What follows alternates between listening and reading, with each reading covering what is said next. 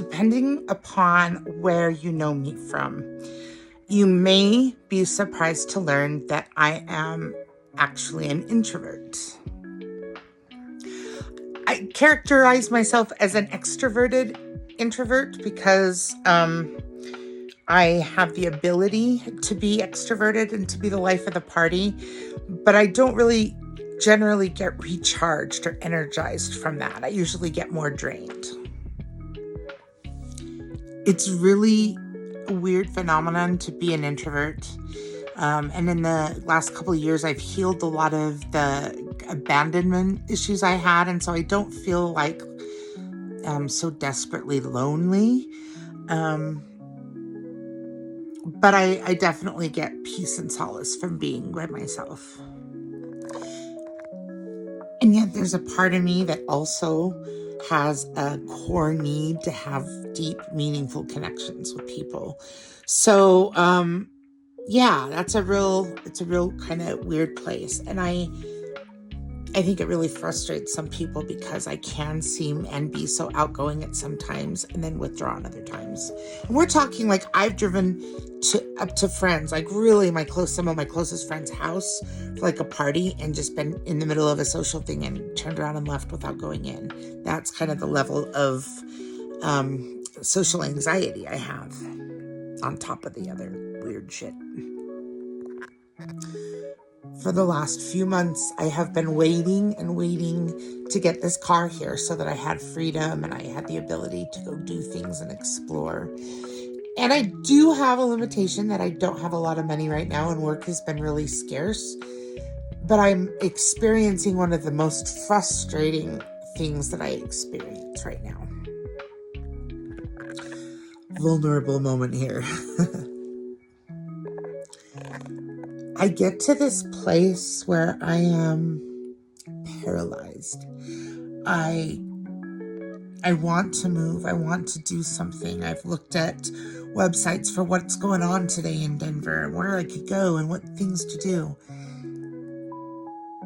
And there's a lot of really fun things, but I just haven't been able to get myself to go do anything.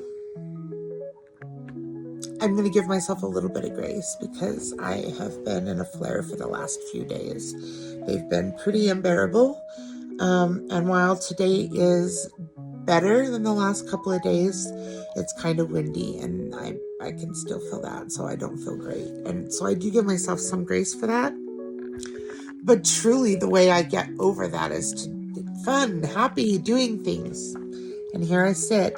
I went outside and I smoked a joint and that helped my body a little bit, and it's windy and I didn't like it. So I came back and I'm back in my room and I don't know what to do. I just have, my brain has this paralysis going on where I genuinely can't think of things to do.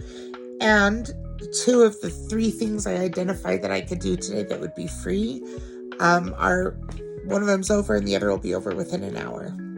I just totally didn't do them. And I don't understand that. And it's deeply frustrating. It's so frustrating that I can feel it in my body. My body is just kind of tense. And I don't really know what to do about it. I do have things I could do, creative things. I talked yesterday and came up with some, proactive ideas about what I could do.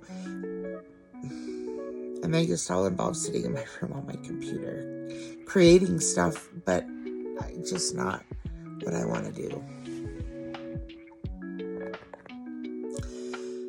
So when in doubt, when feeling the anxiety rise, the best thing you can do is take a moment to breathe. As counterintuitive as it feels in that moment to not do something as being the solution, you are redoing something, or you are doing something. You're resetting your nervous system. I'm going to take a moment and get my parasympathetic nervous system activated. Get that sympathetic nervous system to calm the fuck down. And then I'm going to find something to go the fuck do. I don't know what it is. Maybe it'll just be a little drive. but I'm going to just do it. So my point in coming here is accountability. To be quite honest with you, I'm trying really hard to be honest with myself about my limitations or the places where I get stuck. And to be fair, I did reach out to a couple of friends first because that can motivate me, and I wasn't able to connect with anybody. I have another good friend who I know is at work. So I'm relying on me. And I know I have the tools to do it. So that's what I'm going to do, is I'm going to come on here and get real with you for a minute and tell you what I'm going through. But then I'm also going to use the strength I get from hoping that somebody else relates to this and that this helps somebody. Just to start with kindness to yourself. And sometimes the answer is to actually stop and do nothing, to just learn to be in that moment and to calm your nervous system down. It's crucial.